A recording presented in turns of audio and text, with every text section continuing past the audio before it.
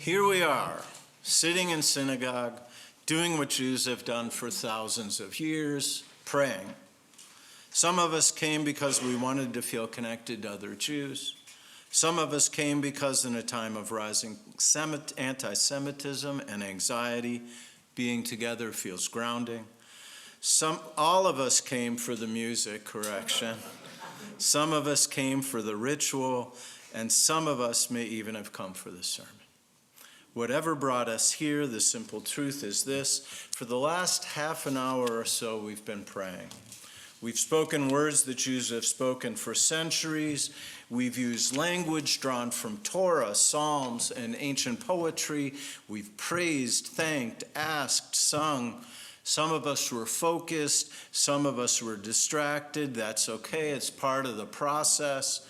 Already in the Talmud, the rabbis noticed that prayer always moves in three directions. In Tractate Barachot, it's taught that a person begins with praise, then makes requests, and only then gives thanks. Not because God needs flattery, but because prayer reshapes the person who prays. It tunes the heart before it asks for anything at all. Tonight I want to make a simple but bold claim: prayer works. And not only does prayer work, but we now have a much better idea why. Thanks to insights from neurology and religious studies, scholars today are giving language to something our ancestors understood intuitively. Prayer changes how we think, feel, and act. Prayer reshapes the inner world, and when the inner world changes, the outer world often follows. The rabbis had a name for this: avodah shebalev, service of the heart. Yes, service, but that word avodah, it's also labor, work. You have to work at this. Prayer is not only something we say, it's something we do inside ourselves, and that's why prayer works. One of the most basic movements of prayer is gratitude. We thank God for life, for breath, for the body, for daily miracles. So ordinary, we usually overlook them. Gratitude does not deny pain. It does something more subtle. It refuses to let pain become the whole story. Neuroscientist Antonio Damasio has shown that the brain does not separate thought from feeling. Emotion and cognition are intertwined. What we attend to shapes not only how we interpret the world, but also how the world feels to us. Attention is not passive, it's formative. Gratitude in prayer widens the field of vision. Suffering remains, but it no longer fills the entire horizon. Prayer is a practice that trains perception over time. Gratitude prayers quietly reshape what we notice and how we hold it. Blessings are not claims that life is perfect.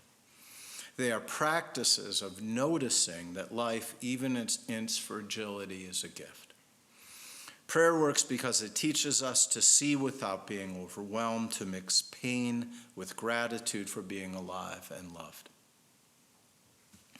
Another movement of prayer is asking. We ask for health, for strength, for wisdom, for peace.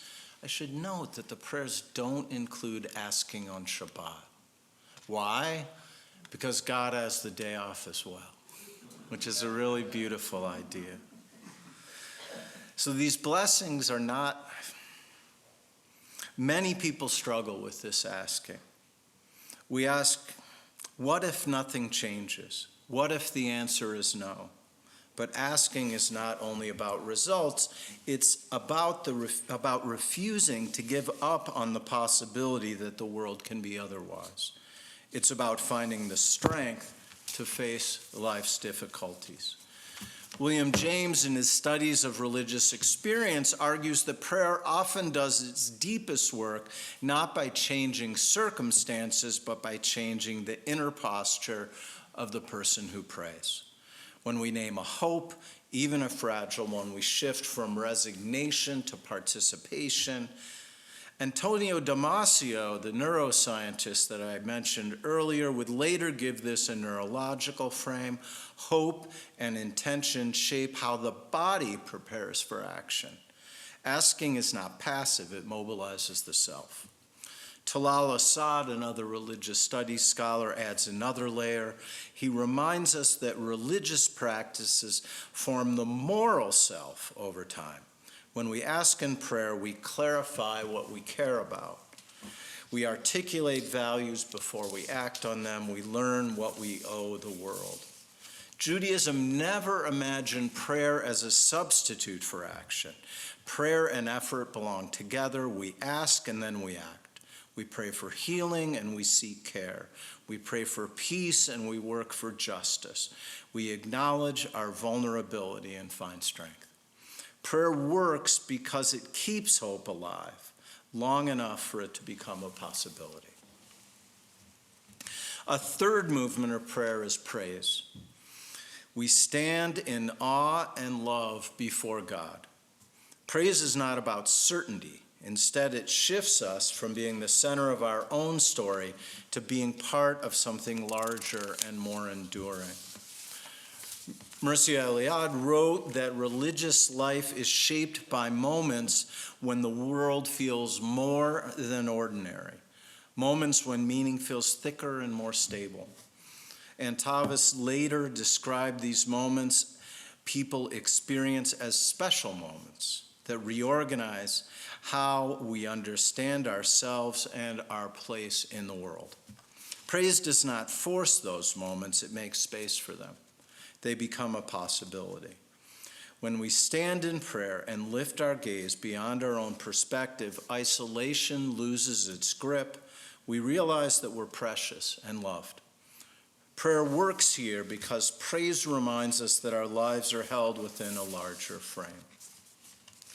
So for much of the 20th century, thinkers like the ones that I've already mentioned searched for something universal in religious experience.